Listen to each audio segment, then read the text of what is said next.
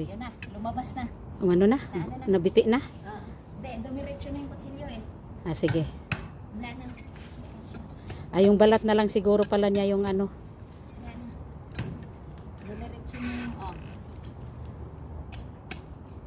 para hindi na siya tumubo. Huwag mo na siyang palakihin kumarin. Di, buhusan ko. Okay na kung ano. Ito kasi, Buhusan. nakadikit na siya. Buhusan ko na lang yun ng asin. Pag natanggal ito maring, ito, dali. Di, anuhin mo muna yan. Natapos na ba siya? Oo. Di, mamamatay na yan siya. Pag ano, hayaan na lang. Pag ano na, hindi na siya nakadikit, patay na yan.